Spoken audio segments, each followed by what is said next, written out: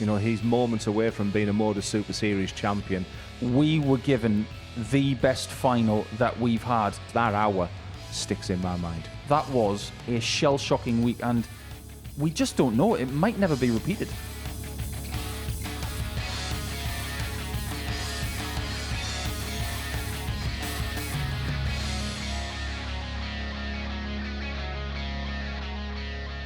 Welcome back to the MODUS Super Series. I'm here with Glenn Durrant once again, and we're going to talk about our favourite memories of the MODUS Super Series since we came here on September the 3rd, 2022. That famous night where Kieran Tierney was the first winner in the building. However, Glenn, we're going to talk about what we think were the biggest moments over the last 2 and a bit years, and we're going to start from the very beginning. It was October of 2022, wasn't it? Yeah, rightly so. And we were just sort of talking about CW, weren't we, in Champions Week, and our first winner being Conan Whitehead. And it wouldn't be the best moments without going all the way back to Series 1. A terrific player. And the story for Conan Whitehead was he was down in the dumps. His game, he played a county game, and he said he got very upset and he thought his career was over. And what the MODUS Super Series can do is rejuvenate, revitalise players, and for him to lift that title, it was a huge moment for him. It's a lot of money as well. I think the narrative that night was, who has had a check like that in their careers? And most of them would have to say no. Conan's had great memories in this sport, but you could see by the reaction of winning that series that it meant so much to him. It wasn't just about the money, it was the moment of being the first person to win. And if we think logically over the last couple of years, we didn't necessarily know what was going to happen after that. No. But the importance of that first win has actually gone bigger since then. On that first Champions Night, we had people who would then go on to Q School and get tour cards. And this has become a bit of a narrative from this place, hasn't it? Because we see people who do very well. And then when the next Q School rolls around in January, a lot of people who are successful here go on to find success in the PDC system. Yeah, I mean, the challenge to it, first of all, is the who's who have been to the MODUS Super Series. It's a platform. It really is. And, you know, growing up myself, it was county, Super League, and then represent your country and hopefully go to the Lakeside. But there's so many opportunities for players out there. And for amateur players right now, the MODUS Super Series is the biggest challenge out there. Obviously, we then move on to Series 2. And I was in the comms box for what was an incredible night of darts. And when you talk about darts, you sort of look at the psychology of darts. And a guy who I call, you know, the doctor, I mean, or the professor even, in Raymond Smith from Australia, he was a breath of fresh air. Because the MODUS Super Series was, you know, it was looked at who's going to be playing. Is it just going to be local players around in Portsmouth? And here we are, we have this Australian who was a big name. And he was a big favourite sort of going into the competition as well, but he delivered. But the moment for me, though, Paul, was not the winning dart, not how good he played, not about the crowd or anything. The fact that when the winning dart went in, there was a taxi waiting outside. He was on his way to Heathrow straight after that game with 20 large in his pocket, and he was back on a flight 2 hours later. It was a wonderful moment at the MODUS Super Series. Fair to say that there's a young man who comes to this place every Saturday night, and he got Raymond Smith's darts when the whole thing was over, and his face, that was one of my favourite moments of the start of the whole thing here, and he could not believe that someone would win a tournament and then just hand those darts to him. I remember that vividly. And it's easy to sort of come up with the best moments at the MODUS Super Series of the winners, but that's what it's about. It's an intimate venue. The crowd make... Oh, what a difference. I mean, you know, the Jimmy Van Ski Barmy Armies and, you know, the Marvin Barmy Armies. I mean, they make an incredible noise in here. It's a wonderful acoustic building where, you know, when people are shouting on a Saturday night, it just reverberates around the building. So it's good to mention the real big moments. And I probably we're coming up to the next play now, which for me sort of encapsulates what MODUS Super Series is all about. 16-year-old is a clue from Warrington. I'll let you then sort of deliver what the next moment for us is. Well, let's talk about Littler, shall we? Because we can't not talk about what he's done. And his record here hasn't really been surpassed because he's the only person who's won 2 series. He won them back-to-back. And then he was here to present the trophy to the next champion in Jim McEwen. But he did change this place because the crowd, when he won Series 3, it was different. We were here for when Conan won. That was a spectacular night because we didn't know what it was going to be like. But when Littler was here, it was different. Yeah. And everybody started thinking, what's going on in Portsmouth? And if it's important to this kid, who we built up for a couple of weeks before he came here, and he's single-handedly changed the age bracket as well. Daniel Stevenson coming here, Jensen Walker coming here, Ryan Branley coming here. If Littler didn't succeed, I don't think we invite those kids. Yeah, age is no barrier. And when we talk about that Littler period there, I'm going to go to something, pretty bizarre statement to make. The fact that when we're in comms, we'll get a tweet coming out saying, with Luke Littler in bed watching the MODUS Super Series. I mean, he has been a superstar for us here. He was a superstar on the hockey. I mean, his engagement with the crowd. And also, we sort of see a lot in the adverts now. You forget his reaction when he won it. His dad coming on with his Adidas tracky bottoms, just grabbing hold of him. And, Luke just looking up to the sky, not quite believing what he'd done. It was the real beginning for him. And look, we can't then not mention what he's done since then. I mean, he's a child prodigy, and that transition from being a youth player to the seniors, it's difficult. We're seeing glimpses with Wessel Nyman at the moment, but, we're seeing something really, really special in Luke Littler, and 2024 has been an incredible year for him. The last time he was here, he was standing on the stage. We got him to do a bullseye challenge in front of all of the fans, which everybody loved. But he was there to present the trophy to Jim McEwen. We knew at that point that we weren't going to see him for a long, long time. Yeah. Maybe we might not even see him play Dartier ever again. I suppose we wish that we don't in a strange sort of way. But Jim McEwen winning Series 5 off the back of Luke's back-to-back wins here, he was 40 years older than Luke when he won his second one.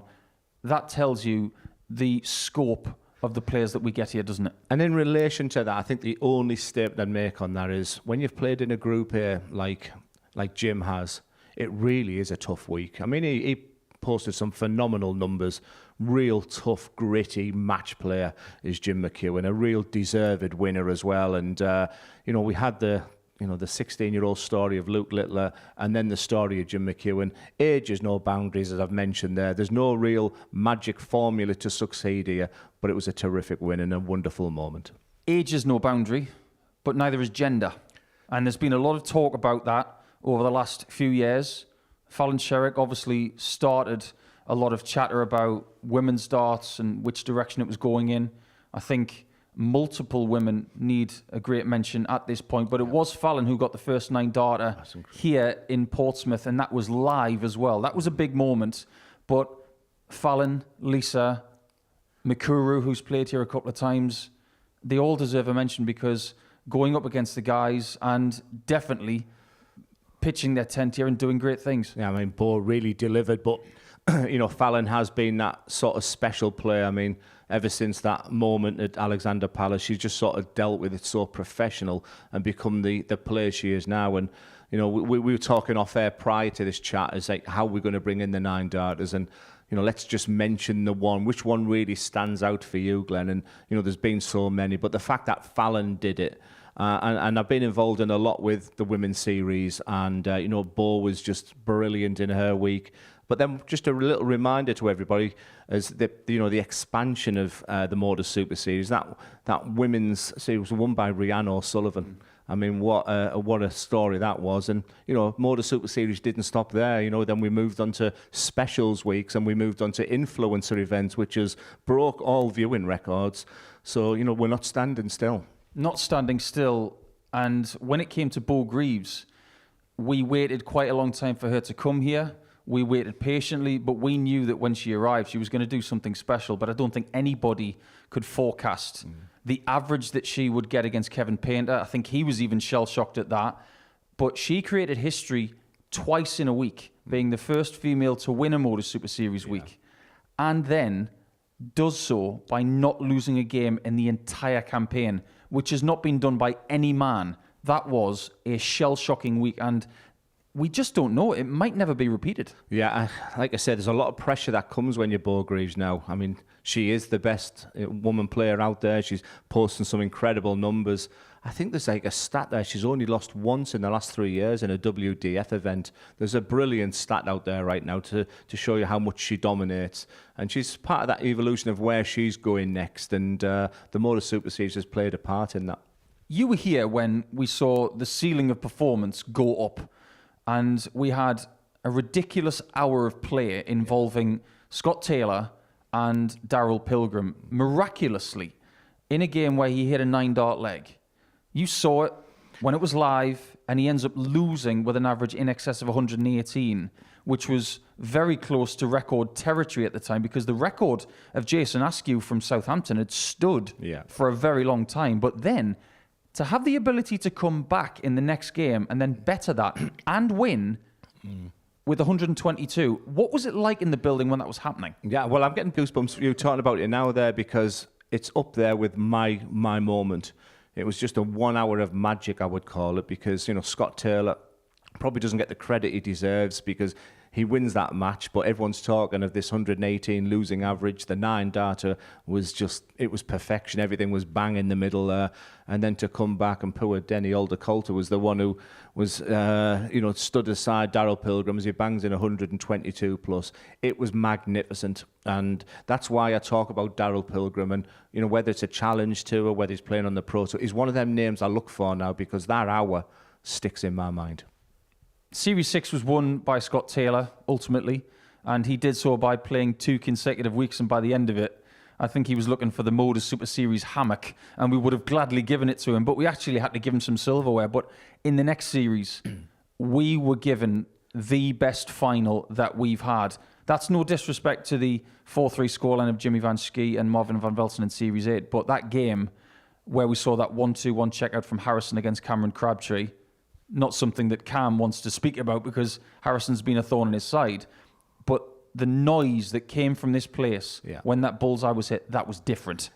Absolutely incredible by Andreas Harrison. Yeah, if there was a question, Paul, like you were asking me, you know, if you could have been in the building, Glenn, for a moment, that would be right up there, because my Saturday nights are often sat watching the MODUS Super Series. I mean, I quite enjoy it, and that one was breathtaking. The noise, the emotion. Andreas Harrison, that Scandinavian who doesn't give an awful lot away, jumping around. Crabtree hits the 171, remember, to set up double 4. You know, he's moments away from being a MODUS Super Series champion, and then he pings that 1-2-1. Andreas Harrison is someone I've known for a decade, and I think that the MODUS Super Series has given him real belief, because when he first come here, he wasn't fantastic, but he's got better and better, and the bigger picture is, I think he's up there as the best amateur player out there. Fully expect him to go to Q School if he wants to go there, because the opportunities are elsewhere now, and become a professional player. It was a sublime moment. Do you think the MODUS Super Series has given people a license to be more creative with their play? Because if you think about what Littler's done on the stage with his famous Bull 11 bull, people going bull with 3 darts in hand for 50 checkouts. But what we've seen from some other players are not just creative checkouts, but creative ways to maybe get a perfect leg. Connor Scott and the aforementioned Andreas Harrison. And Scott's got to get the credit for this because he's the one that laid the marker down. Yeah. They're looking at the 180, the second visit with 3 treble 19s, and then the 3 bulls finish. It hasn't been hit yet. Yeah. But boy, we have been close. Well, there's not many things that we haven't done here, but yeah, I mean, I'm old school. If someone had gone bull against me, or treble 19 to leave the 150, I'd have probably punched them on the nose 20 years ago. You know, integrity and professionalism is really important in the game. Look, even just sort of this week, we've seen sort of Conan Whitehead going for a bullseye with his first dart. So in answer to your question, players are being creative. But the bigger picture is there. Luke Littler is already strategizing how he's going to be checking out from 345. You know, that's the way the game is going now. It's me that has to move on. There's the license to enjoy themselves up there and be relaxed. But yeah, we've had some really special moments, and right at the top there has been Littler. What's been your favourite checkout then? That's really easy for me, and we have touched on it, the Andreas Harrison. I know you disagree, so we'll have a little chat about this. But the moment, and I think first reactions, and when you ask me that question there, my mind straight away goes to Andreas Harrison, the 1-2-1 to win the series. One of my favourite ones was when Jared Cole decided that he couldn't take 160 the conventional way. I mean, it's not like a check out of 108 where you've got tens of routes for it. You can go treble 20 double top, or you can go treble 20 and something else. However, he decided to go 60 bull, and we'd never seen that before. Yeah, I mean, we've talked about being creative, but if you look at that again, that treble 20 was about to fall out. It was on an angle where it wasn't conducive for another treble 20 to go in. Jared's too nice, maybe, and he's almost apologised as he went bull, but another special moment. And look, you've got to mention the 1-5 run from Jimmy Van Schie as well. That's right up there. So them 3 moments for finishes, I think, between us. Well, we were really, really close by when Jimmy Van Schie hit that 1-5-1. Steve West had missed darts to make the final. And this place, it almost went cold when he hit that double top. It showed how impressive an individual he's become in this place and in other places, of course, as well, because he's won so many tournaments in 2024.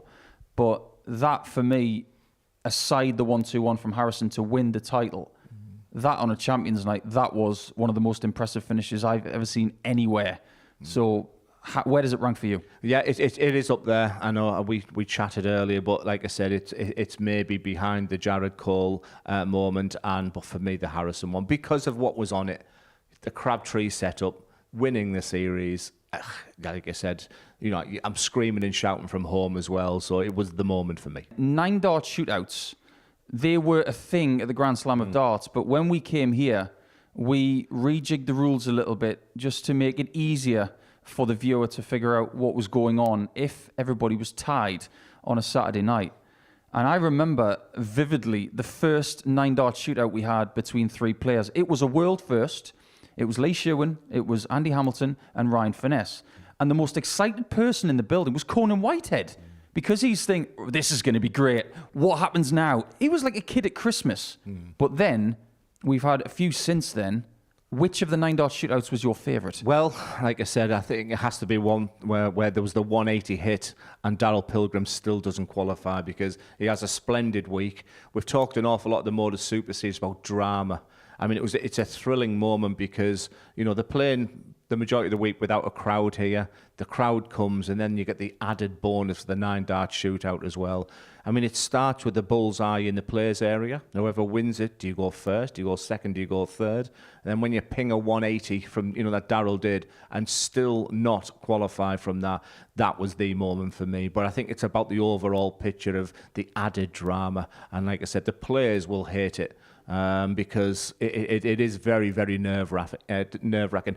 Do you want to go first? We had that moment with Scott Taylor winning the bullseye and going second. So even the strategy plays a part in it there. But yeah, really thrilling. Have you heard of mind games like this, though, when it comes to a 9 dart shootout, or maybe something similar?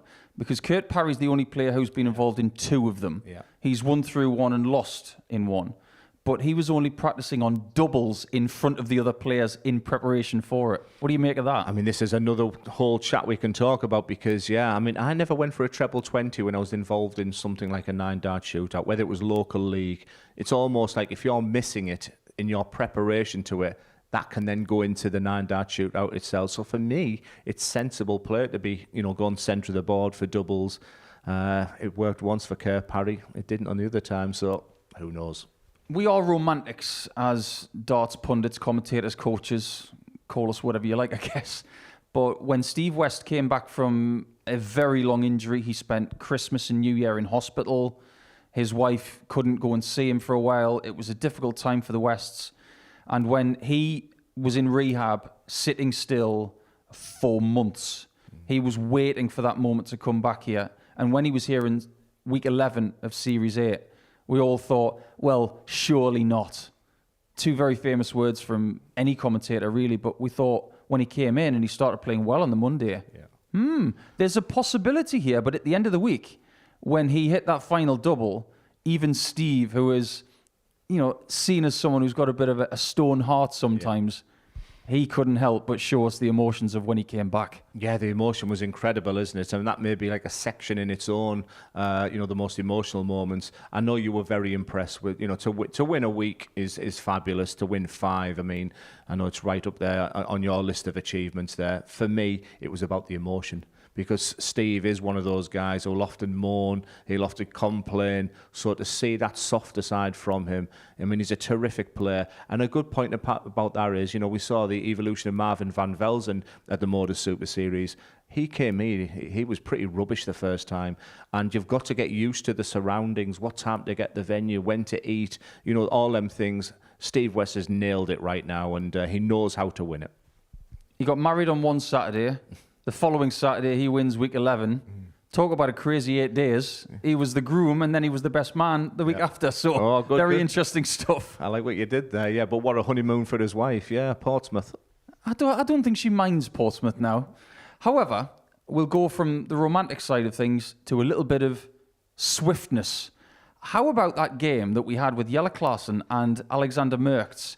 5 minutes and 42 seconds, the quickest game we've ever had here, and that was out in a flash. Yeah, I mean, I think I remember the Dave Prins against Richard Stride game, which was about 29 minutes. So from the sublime to the ridiculous, and from a methodical player like myself, it takes me 6 minutes to throw 3 darts. But yeah, I mean, Jelle Klaassen. I remember Jelle Klaassen playing Ricky Evans in an event in Warwickshire, the Warwickshire Invitational, where it was crazy speed, and obviously to see it on the MODUS Super Series stage, and we've got a list of records that's going to be hard to beat. But 5 minutes to play that match, incredible. Speaking of crazy moments, the idea of having an influencer event in this building was the brainchild of one of our guys here, our head of social media, Jake, and a lot of people were very excited about what it could lead to. And I think since then, a lot of people look forward to them coming around very regularly. But I don't think anybody could foresee what George Scaife was going to do by finding a maximum with his first throw on the stage. And it just goes to prove, doesn't it? Adrenaline is just a wonderful thing. It certainly is. I mean, listen, the MODUS Super Series is big at home, in the North East. But one thing I guess we could be concerned is the fact that it can go a little bit still. You have the Raymond Smith moment, and then on the Monday morning, 2 days after, we've got a new series week 1. So the creativity to have specials weeks, which we're going to have a quick mention at the end of this one, and then the influencer event. Well, I mean, I didn't even know the difference between flat face and pie face, so I was getting all my words and everything wrong. But the stage has got, I've played in the influencer event now. The numbers it's producing outweighs a lot of the games that we're doing. So talk about creativity, and to have a moment like George hitting that 180, to see players having their moment in front of a crowd on the stage, because we haven't mentioned that stage. The feedback, the customer feedback from the players is that stage is as close to a European tour stage. The beautiful lighting, the carpet, the setup there. So for these influencers to be on that stage, playing alongside professional players as well, the Fallon Sherricks, the John Hendersons of this world, it's been a great concept and a big, big success. Just to finish up then, Glenn, I want you to give me one other moment that sticks out in your mind from the last couple of years, because we're probably going to be here for many years to come. I really hope we are. But up to this point, which moment does come to your mind quite regularly? Yeah, it's a boring answer, because I don't know if you're trying to drill into the fact that I played on that stage, played 8 and lost 8. No, definitely not good for that. But it's a little bit of a boring answer. I've spoke about it twice. But the moment for me was the Andreas Harrison finish. It was spectacular. The reaction, everything about it, to win the series, where his opponent was at, the sportsmanship between them. It was magical. I think when Littler beat Richard North in a final and he averaged 117 plus, and we all thought, what is this? Yeah. And darts has never been the same. It's as simple as that. Yeah, darts has never been the same. Well, will it ever be the same? Well, the MODUS Super Series came around, didn't it? And as far as we're concerned, we want it to stay. And we want more incredible stories over the next few years. But there were just a few over the last 2. The plan was, if nothing wasn't go to plan, we would have just went back to the lives that we had. Oh, you're running around like a madman, having blah, like, yeah, never seen you so happy. I was like, what? I got back to the room and I was so furious. I was like, how does this, like, oh, mate, I wasn't happy. She goes, you wouldn't be ready for it. And, like, I was like, what? Hurt me a little. That's really early for a lot of people, isn't it? 9 a.m. You know what I mean? Like, I didn't grab any of Kyle's stuff. Yeah. And I'm like, I'm sure there's a lot of people actually wondering what your handicap is in golf, if you want to. Oh, there we go.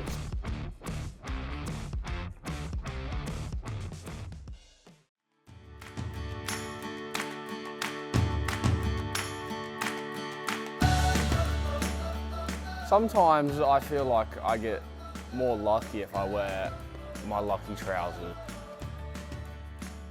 Yeah, I was gaining like 10,000 subs a month in lockdown. I got picked on for being different, but when I played darts, I was allowed to be me. Like, oh, you're running around like a madman, and blah, like, yeah, never seen you so happy. I was like, what? I did actually give him a little bit of advice. Can you remember what I said, Mason?